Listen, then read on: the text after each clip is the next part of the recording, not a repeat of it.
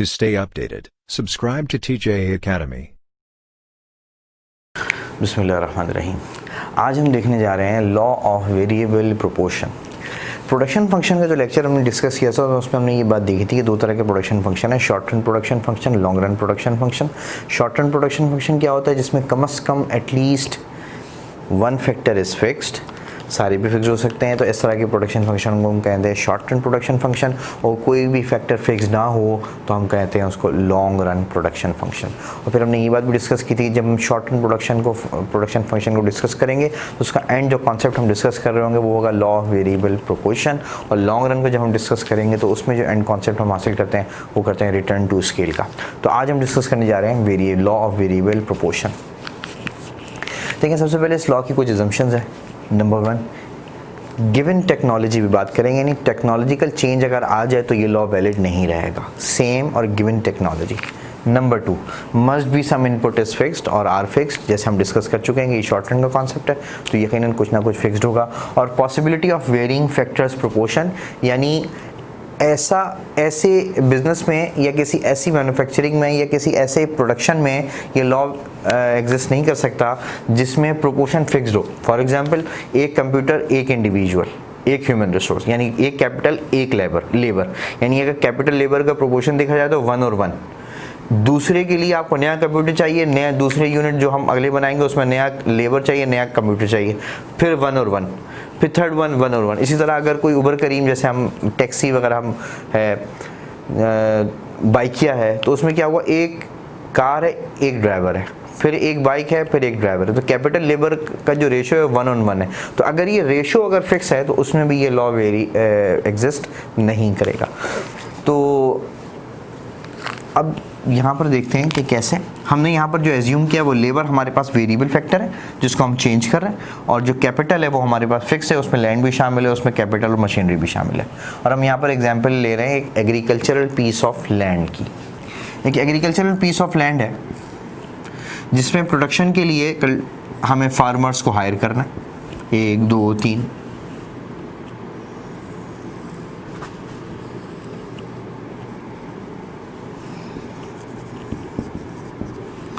यहाँ हम ले रहे हैं लेबर और यहाँ हम ले रहे हैं इस लेबर से हासिल होने वाली प्रोडक्टिविटी। खाली लेबर ही क्यों ले रहे हैं, कैपिटल क्यों नहीं ले रहे हैं? क्योंकि कैपिटल हमने कैसा एज्यूम किया हुआ है, फिक्स, यानी अगर ट्रैक्टर वगैरह भी इस्तेमाल हो रहा है वो भी फिक्स है, और पीस ऑफ लैंड भी कैसा है, ये भी फिक्स है।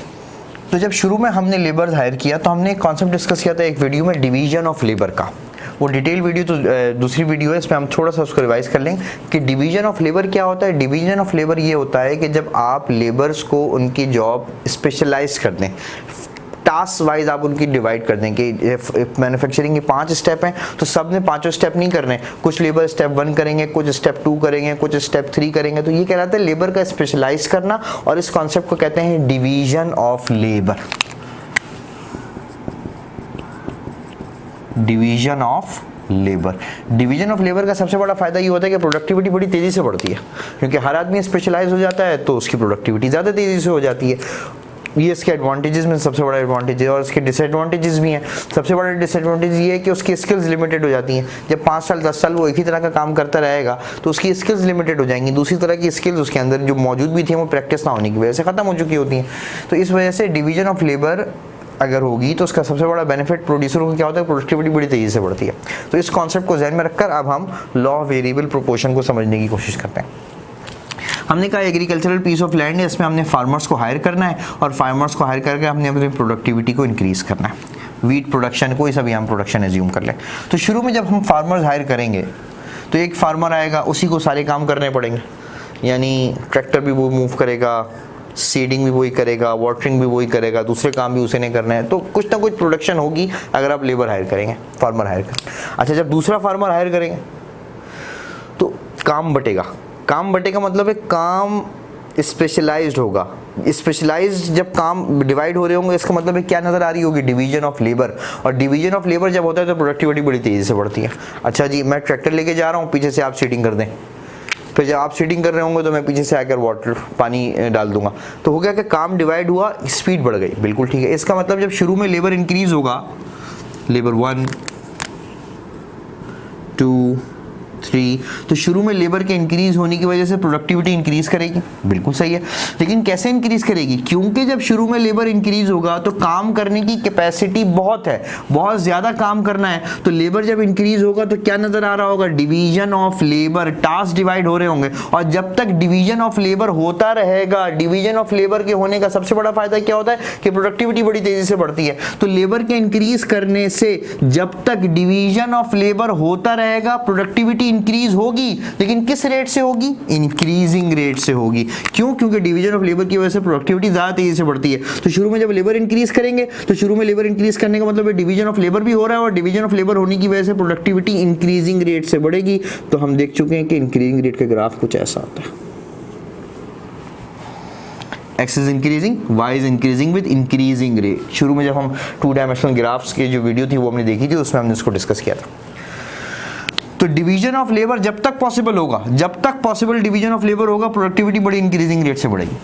लेकिन जाहिर सी बात है, पीस ऑफ लैंड फिक्स है, काम करने की अपॉर्चुनिटीज आने वाले लेबर के पास इक्वल नहीं रहेंगी। ऐसा ऐसा जब डिवीजन ऑफ लेबर हो जाएगा तो काम का अब जो आने वाले होंगे अब वो हेल्पर के तौर पे काम करेंगे। ये सिर्फ समझाने के लिए कह रहा हूँ, जितने भी फार्मर्स यहाँ पर हम हायर कर रहे हैं वो सारे सेम स्किल्ड फार्मर्स हैं, लेकिन जो प्रोडक्टिविटी बढ़ी है वो उनके स्किल के ज़्यादा होने की वजह से नहीं बढ़ी, वो किस वजह से बढ़ी है? डिवीजन ऑफ लेबर की वजह से। अच्छा, क्योंकि पीस ऑफ लैंड लिमिटेड है तो एक खास कैपेसिटी में आप लेबर हायर करेंगे, डिवीजन ऑफ लेबर होगा, एक खास टाइम गुजरने के बाद, एक खास लेबर हायर करने के बाद अब डिवीजन ऑफ लेबर की मजीद गुंजाइश नहीं होगी। अच्छा, जब डिवीजन ऑफ लेबर की मजीद गुंजाइश नहीं होगी और फिर भी आप लेबर हायर कर रहे हैं तो आप प्रोडक्टिविटी इंक्रीज तो करेगी, लेकिन क्योंकि आने वाले के पास काम करने की गुंजाइश ही नहीं है, आने वाला काम तो कर सकता है, स्किल्ड है, लेकिन यहां पर ही गुंजाइश नहीं है, तो प्रोडक्टिविटी तो देगा लेकिन पहले के मुकाबले में कम देना शुरू करेगा। जो शुरू में क्या होगा कि जब शुरू में लेबर इंक्रीज होगा तो प्रोडक्टिविटी बढ़ेगी बड़ी इंक्रीजिंग रेट से। फिर जब आप एक खास पॉइंट के बाद लेबर को इंक्रीज करेंगे तो इंक्रीजिंग रेट फिर कांस्टेंट हो जाएगा, थोड़ी कुछ लेबर के लिए, 1-2 लेबर के लिए कांस्टेंट हो जाएगा कि अब रेट इंक्रीज नहीं हो रहा। फिर उसके बाद जब अब लेबर इंक्रीज करेंगे तो काम करने की गुंजाइश पहले से मजीद कम से कम होती चली जाएगी, तो आने वाला लेबर प्रोडक्टिविटी तो देगा, लेकिन चूंकि यहीं पर काम करने की गुंजाइश नहीं है तो उसकी प्रोडक्टिविटी ऐसा ऐसा क्या होनी शुरू हो जाएगी? कम होना शुरू हो जाएगी। प्रोडक्टिविटी डिक्रीज नहीं हो रही है, कम हो रही है। आने वाला लेबर स्किल्ड है, फार्मर है, लेकिन क्योंकि उसके पास काम करने की गुंजाइश ही नहीं है तो प्रोडक्टिविटी यकीनन पहले के मुकाबले में कम देना शुरू करेगा। तो शुरू में लेबर बढ़ा, प्रोडक्टिविटी इंक्रीजिंग रेट से बढ़ी, फिर जब लेबर बढ़ा प्रोडक्टिविटी कांस्टेंट रेट से हो गई, और जब मजीद लेबर बढ़ेगा तो प्रोडक्टिविटी बढ़ेगी लेकिन इसका रेट कैसा हो जाएगा? डिक्रीजिंग हो जाएगा। और एक वक्त आएगा कि प्रोडक्टिविटी अपने मैक्सिमम पर पहुंच जाएगी, मजीद इस लैंड पर मजीद लेबर हायर करने की गुंजाइश नहीं होगी, क्योंकि यही वो मैक्सिमम पॉइंट है जो हम हासिल कर चुके हैं इसकी प्रोडक्टिविटी के लिए। अब अगर मजीद कोई लेबर हम यहाँ पर एम्प्लॉय करते हैं, यानी काम करने की गुंजाइश ही नहीं है, और हम मजीद लेबर हायर कर देंगे तो प्रोडक्टिविटी बढ़ने के बजाय कम होना शुरू हो जाएगी। तो this would be considered as a total productivity of labour. I repeat, शुरू में जब लेबर इंक्रीज होगा तो लेबर के इंक्रीज होने की वजह से डिवीजन ऑफ लेबर भी होगा, और जब डिवीजन ऑफ लेबर होगा तो प्रोडक्टिविटी बड़ी इंक्रीजिंग रेट से बढ़ेगी, तो इंक्रीजिंग विद इंक्रीजिंग रेट। फिर जब डिवीजन ऑफ लेबर होना ख़त्म होना शुरू हो जाएगा तो अल्टीमेट जो रेट इंक्रीजिंग है वो कांस्टेंट हो जाएगा। और फिर जब मज़ीद हम लेबर इंक्रीज करना शुरू करेंगे तो क्योंकि अब डिवीजन ऑफ लेबर तो वैसे ही ख़त्म हो गया है, जैसे जैसे लेबर आ रहे हैं अब उनके पास काम करने की उतनी गुंजाइश ही नहीं है, बची नहीं है जो पहले वालों के पास थी। तो अब जब लेबर आएंगे तो प्रोडक्टिविटी बढ़ेगी लेकिन उसकी स्पीड ऐसा ऐसा क्या हो जाएगी? डिक्रीजिंग हो जाएगी। तो इंक्रीजिंग विद डिक्रीजिंग रेट। और एक वक्त ऐसा ज़रूर आएगा कि इस लैंड पर मज़ीद लेबर हायर करने की गुंजाइश नहीं होगी क्योंकि प्रोडक्टिविटी मैक्सिमम हो चुकी होगी। अगर आप मज़ीद लेबर हायर करेंगे तो प्रोडक्टिविटी इंक्रीज होने के बजाय डिक्रीज हो जाएगी। तो ये वाला फेज शुरू हो गया। अब इसी को अगर मैं टेबुलर फॉर्म में लिखना चाहो तो देखें ये हमारे पास एक चार्ट मौजूद है कि ये हम लेबर इंक्रीज कर रहे हैं 1 2 3 अप टू 10, और ये प्रोडक्टिविटी इंक्रीज हो रही है जो वाई एक्सिस पर है 2 5 9 14 इस तरह अप टू 29। अब यहाँ पर एक दो कॉन्सेप्ट हैं छोटे से, वो जहन में रखने। ये तो थी टोटल प्रोडक्टिविटी, एक कॉन्सेप्ट है एवरेज प्रोडक्टिविटी का और एक कॉन्सेप्ट है मार्जिनल प्रोडक्टिविटी का। एवरेज पर यूनिट कितना पड़ रहा है, यानी जितनी भी प्रोडक्टिविटी हुई है अगर मैं उसको डिवाइड कर दूं नंबर ऑफ लेबर से तो मेरे पास आ जाएगा productivity per unit of labour. ये जो पर यूनिट ऑफ लेबर है ना प्रोडक्टिविटी, ये कहलाती है एवरेज प्रोडक्टिविटी। और मार्जिनल का मतलब हम अपनी यूटिलिटीज के जो टॉपिक्स उनमें डिस्कस कर चुके हैं। मार्जिनल कहते हैं चेंज को, एडिशनल को।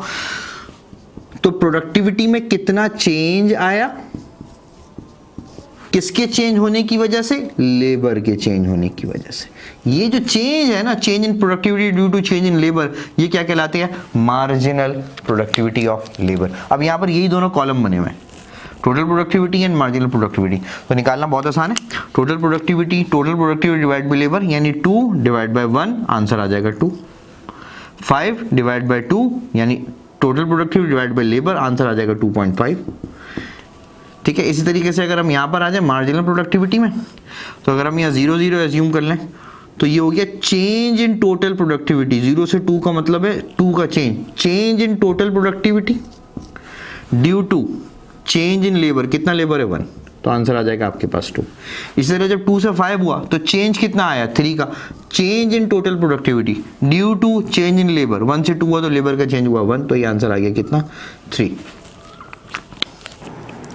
तो ऐसे आपके पास आ जाएगी एवरेज प्रोडक्टिविटी, और ये आपके पास आ जाएगी क्या, मार्जिनल प्रोडक्टिविटी ऑफ लेबर। तो अब जैसे ये कॉलम है ना, टोटल प्रोडक्टिविटी और लेबर, इसको अब अगर एक्सेल में ड्रॉ करेंगे तो बिल्कुल इसी तरह का एक शेप आएगा, जो आपको एक्सप्लेन ही कर रहा होगा कि कैसे शेप आएगा। अब हम इस एवरेज और मार्जिनल को ड्रॉ करने चाह रहे हैं। बिल्कुल इसी के नीचे एक और हम पैनल ड्रॉ करेंगे। यहाँ पर हम लेंगे लेबर, और अब वाई एक्सिस पर टोटल प्रोडक्टिविटी नहीं है, अब हम लेंगे average productivity and marginal productivity of labour. अगर आप इन दोनों वैल्यूज़ पे गौर करें, एवरेज और मार्जिनल पे, तो आपको नज़र आ रहा होगा शुरू में वैल्यू इंक्रीज़ हो रही है, फिर एक पॉइंट पर आकर देखिए मैक्सिमम पहुंची, उसके बाद फिर डिक्रीज़ होना शुरू हुई। तो इसका मतलब है इन्वर्टेड यू शेप, कुछ इस तरीके से शेप नज़र आएगा। अगर आप एवरेज प्रोडक्टिविटी को ड्रॉ करें तो कुछ हमें ऐसे नज़र आएगा कि शुरू में प्रोडक्टिविटी इंक्रीज़ हुई एवरेज, फिर एक पॉइंट पर मैक्सिमम पहुंची, फिर उसके बाद डिक्रीज़ होना शुरू हो गई। अच्छा, मार्जिनल का भी इसी तरह शेप नज़र आएगा, शुरू में इंक्रीज़ हुआ, फिर मैक्सिमम पहुंचा, और फिर उसके बाद डिक्रीज़ होना शुरू हुआ। तो कुछ इसी तरह का शेप इसका भी बनेगा। लेकिन अब यहाँ पर जब बनाएंगे तो कैसे बनाएंगे, एक रिलेशनशिप याद रखें, जो हमारा एक लेक्चर है जिसमें हमने एवरेज और मार्जिनल के रिलेशनशिप को देखा है। यहाँ उसको थोड़ा सा हम रिवाइज कर लेते हैं कि जब भी एवरेज इंक्रीज़ हो रहा होगा, जब भी एवरेज इंक्रीज हो रहा होगा, याद रखिएगा मार्जिनल एवरेज से ज़्यादा होगा। जब भी एवरेज इंक्रीज होगा, मार्जिनल की वैल्यू एवरेज से ज़्यादा होगी। जब एवरेज कांस्टेंट होगा तो मार्जिनल एवरेज के बराबर होगा, और अगर एवरेज डिक्रीज होगा तो इसका मतलब है मार्जिनल की वैल्यू एवरेज से कम होगी, यानी लेस देन होगी। अब देखें शेप तो इसकी भी वही है, शुरू में इंक्रीज हुआ, मैक्सिमम पहुंचा, फिर डिक्रीज हुआ। लेकिन अब इस रूल के तहत हमने बनाना है कि जब एवरेज इंक्रीज होगा तो मार्जिनल इससे ज़्यादा होगा, और जब एवरेज डिक्रीज होगा तो मार्जिनल इससे कम होगा। ये वैल्यूज़ ऐसी बनी हुई, अगर आप इसको ड्रॉ करेंगे तो कुछ इस तरह का शेप आपको नज़र आएगा कि शुरू में इंक्रीज हुआ, मैक्सिमम पहुंचा, और फिर डिक्रीज होना शुरू हुआ। ये आपके पास आ गया मार्जिनल प्रोडक्टिविटी ऑफ लेबर। एक बात ध्यान में रखें, यहाँ पर हमारे पास एग्जाम्पल में जो एक फैक्टर था वो कैसा था, फिक्स था, और दूसरे फैक्टर को हम क्या करते चले जा रहे थे, इंक्रीज करते चले जा रहे थे। एक फैक्टर को फिक्स रखा और दूसरे फैक्टर को हम क्या करते चले जा रहे हैं, इंक्रीज करते चले जा रहे हैं। अब उसका नतीजा देखें क्या है। जब एक फैक्टर फिक्स्ड है और दूसरे फैक्टर को आप इंक्रीज करते चले जाएंगे तो शुरू में तो प्रोडक्टिविटी बड़ी तेज़ी से बढ़ेगी, जैसे यहाँ बढ़ी, फिर एक वक्त आएगा प्रोडक्टिविटी बढ़ तो रही होगी लेकिन उसकी स्पीड कम, और अल्टीमेट आकर यहाँ मैक्सिमम पहुँच जाएगी। उसके बाद अगर आप इंक्रीज करेंगे तो प्रोडक्टिविटी बढ़ नहीं बल्कि डिक्रीज होना शुरू हो जाएगी। बिल्कुल इसी तरीके से इसी चीज़ को अगर हम इस तरह कहें कि अगर एक फैक्टर को फिक्स्ड रख कर दूसरे फैक्टर को क्या करते चले जाएं, इंक्रीज करते चले जाएं। एक फैक्टर को क्या रखें, फिक्स्ड, और दूसरे फैक्टर को इंक्रीज करते चले जाएं, तो एक वक्त ऐसा ज़रूर आएगा कि इंक्रीज होने वाले फैक्टर की प्रोडक्टिविटी पहले के मुकाबले में कम होना शुरू हो जाएगी। आई रिपीट, एक फैक्टर को फिक्स्ड रखकर दूसरे फैक्टर को इंक्रीज करते चले जाएं तो एक वक्त ऐसा ज़रूर आएगा कि जो इंक्रीज होने वाला फैक्टर है उससे हासिल होने वाली प्रोडक्टिविटी पहले के मुकाबले में कम होना शुरू हो जाएगी। तो यही चीज़ आपके पास कहलाती है लॉ ऑफ वेरिएबल प्रोपोर्शन कि एक फैक्टर को अगर फिक्स रखें और दूसरे फैक्टर को कंटिन्यूसली इंक्रीज करते चले जाएं तो एक वक्त ऐसा ज़रूर आएगा कि हर एडिशनल यूनिट से जो आने वाली प्रोडक्टिविटी है वो पहले के मुकाबले में कम होना शुरू हो जाएगी। देखिए मार्जिनल प्रोडक्टिविटी कम होना शुरू हो गई। This is called law of variable proportion. देखें लॉ ऑफ वेरिएबल प्रोपोर्शन क्या कहता है, as equal increment of one input are added, जैसे जैसे एक इनपुट को ऐड करते चले जाएं, as equal increment of one input are added, keeping other input remains constant. जैसे हम लेबर को इंक्रीज कर रहे थे 1 2 3 4 इक्वल इंक्रीमेंट उसको बढ़ा रहे थे और keeping other factors remains constant यानी लैंड और कैपिटल हमारा फिक्स था। तो as equal increment of one input are added, जैसे जैसे हम वेरिएबल फैक्टर के इनपुट को ऐड करते चले जाएं, keeping other input remains constant, जैसे हमारे पास कांस्टेंट था, लैंड और कैपिटल कांस्टेंट था, बियॉन्ड अ सर्टेन पॉइंट, एक खास पॉइंट के बाद beyond a certain point the resulting increment of variable input will decrease। यानी जो वेरिएबल इनपुट यानी जो फैक्टर हम ऐड करते चले जा रहे हैं उससे हासिल होने वाली जो प्रोडक्टिविटी है वो ऐसा ऐसा क्या होनी शुरू हो जाएगी, डिक्रीज होना शुरू हो जाएगी। तो आई रिपीट कि अगर एक फैक्टर को फिक्स रखा जाए और दूसरे फैक्टर को इंक्रीज करते चले जाएं तो एक वक्त ऐसा ज़रूर आएगा कि उस एडिशनल जो फैक्टर आप ऐड करते चले जा रहे हैं उसकी प्रोडक्टिविटी पहले के मुकाबले में कम होती चली जाएगी। यही आपके पास कहलाता है लॉ ऑफ वेरिएबल प्रोपोर्शन, और उसको हम ऐसे कह सकते हैं कि as equal increment of one input are added, keeping other input remains constant, beyond a certain point the resulting increment of variable input will decrease. तो आई होप कि लॉ ऑफ वेरिएबल प्रोपोर्शन आपको clear हुआ होगा। अगर ये video आपको पसंद आए तो उसको लाइक करें, शेयर करें, हमारे चैनल को सब्सक्राइब करें और बेल आइकन पर जरूर क्लिक करें।